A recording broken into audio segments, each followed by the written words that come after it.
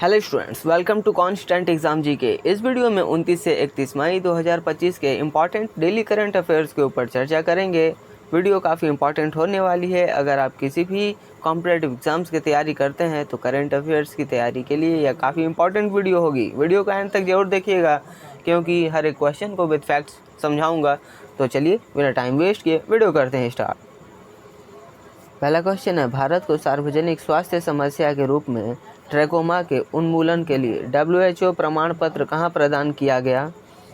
Option 2 Geneva में।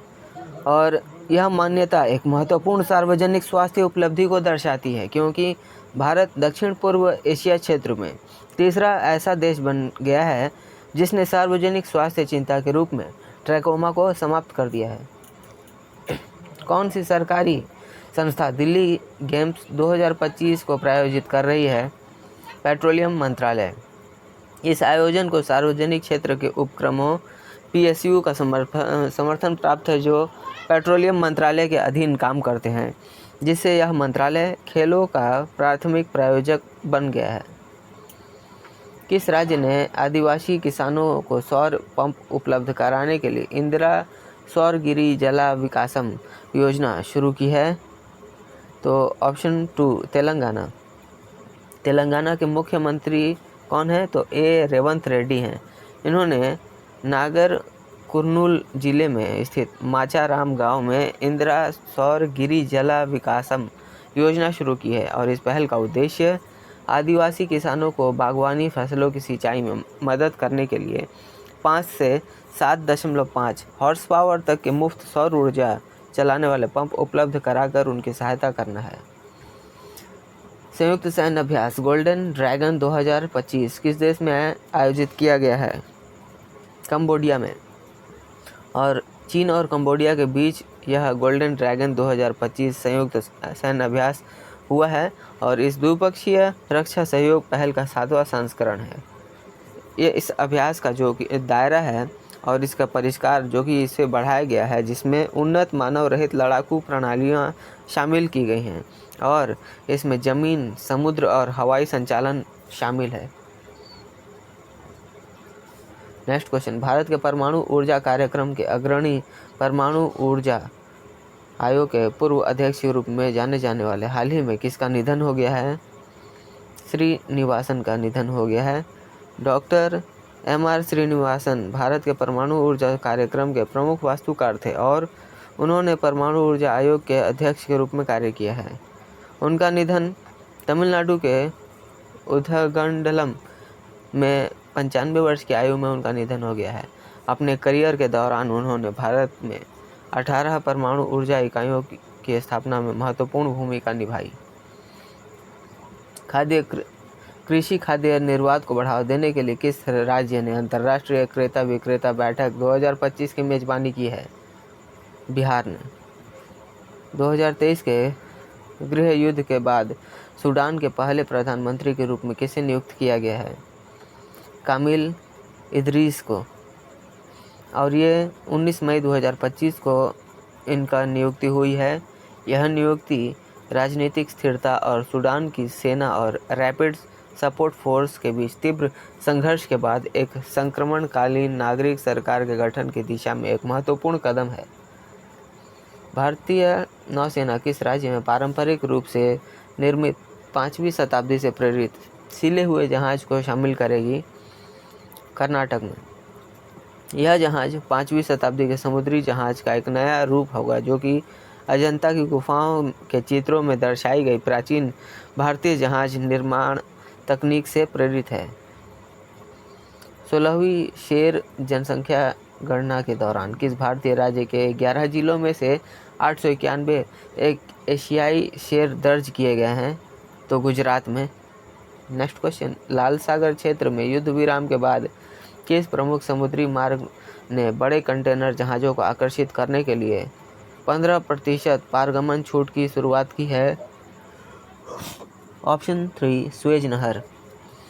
और यह बड़े मालवाहक जहाज़ों की 15% की छूट की घोषणा इस कदम में अमेरिका और ईरान समर्थित हैं और दोनों ही हौथी विद्रोहियों के बीच एक अस्थायी युद्ध विराम के बाद यह उठाया गया कदम है। साइबर वित्तीय धोखाधड़ी के मामलों में एफआईआर के पंजीकरण में तेजी लाने के उद्देश्य से E0 एफआईआर पहल किसने शुरू की है? अमित शाह ने।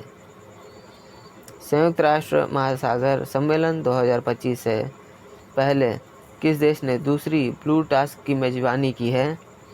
भारत ने। नई दिल्ली में आयोजित यह कार्यक्रम तीसरे संयुक्त राष्ट्र महासागर सम्मेलन की तैयारी गतिविधियों का हिस्सा था, जो कि 9 से 13 जून 2025 तक फ्रांस के नॉस में होने वाला है। मणिपुर उच्च न्यायालय का मुख्य न्यायाधीश किसे नियुक्त किया गया है? न्यायमूर्ति कैंपया सोमशेखर।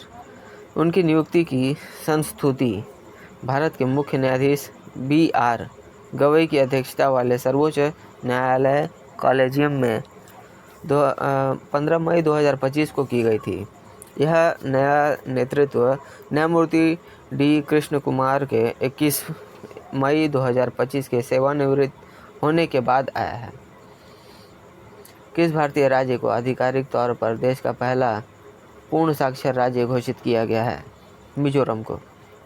यह घोषणा मुख्यमंत्री लालदुहोमा ने आइजोल में एक समारोह के दौरान की, जिसमें मंत्री जयंत चौधरी और डॉक्टर वनलाल थलाहना सहित प्रमुख गणमान्य व्यक्ति भी इसमें शामिल हुए थे।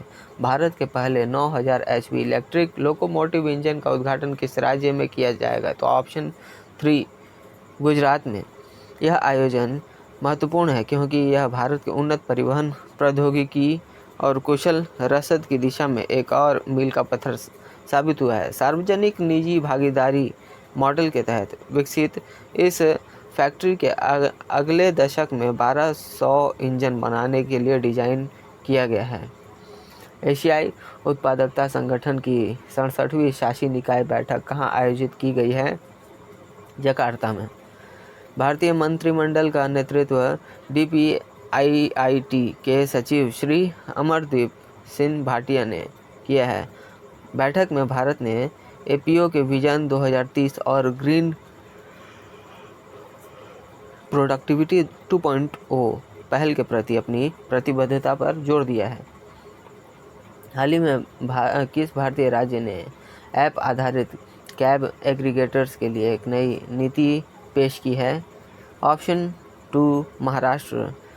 इसका उद्देश्य एक व्यापक एग्रीगेटर नीति पेश की है और इस नीति में किराया संरचना, अनिवार्य चालक प्रशिक्षण कार्यक्रम, इलेक्ट्रिक वाहन अपनाने को बढ़ावा देने और सेवा उल्लंघन के लिए विशिष्ट दंड सहित नए दिशा निर्देशों के रूपरेखा दी गई है। तितली प्रजाति यूथालिया मलक्का को पहली बार आधिकारिक तौर पर किस भारतीय राज्य में दर्ज किया गया है? अरुणाचल प्रदेश। भारत में इसकी पहली पुष्टि की गई है और इसकी उपस्थिति को दर्शाता है। यह खोज प्रजातियों की ज्ञात सीमा पर विस्तार करती है और देश के जैव विविधता डेटा में महत्वपूर्ण योगदान भी देती है। जर्मनी के सुहल में ISSF जूनियर विश्व कप 2025 के 50 मीटर राइफल प्रोन स्पर्धा में रजत पदक किसने जीता है? Option 1 Adrian Karmakar. और इन्होंने 50 मीटर एयर राइफल में प्रोन स्पर्धा में रजत पदक जीता है और इसी स्पर्धा को जीतकर पहले विश्व कप में भाग लेते हुए 20 वर्ष के हैं ये, और 20 वर्ष की उम्र में ही इन्होंने असाधारण प्रदर्शन करते हुए 626.7 अंक प्राप्त करके स्वीडन के जेस्पर जोहानसन से केवल 0.3 अंकों से ही पछड़ गए और स्वर्ण पदक नहीं पा पाए, फिर भी रजत पदक पाकर हमारे देश का नाम रोशन किया है इन्होंने। तो स्टूडेंट्स, ये थे आज की हमारे इंपॉर्टेंट करंट अफेयर्स। आशा करता हूँ वीडियो पसंद आई होगी आपको। अगर वीडियो पसंद आई है तो वीडियो पर एक लाइक ज़रूर करिएगा और चैनल पर नए हैं तो चैनल को भी जरूर सब्सक्राइब कर लीजिएगा, क्योंकि इस तरह के वैल्यूबल वीडियोस मैं आपके लिए हमेशा बनाते रहता हूँ।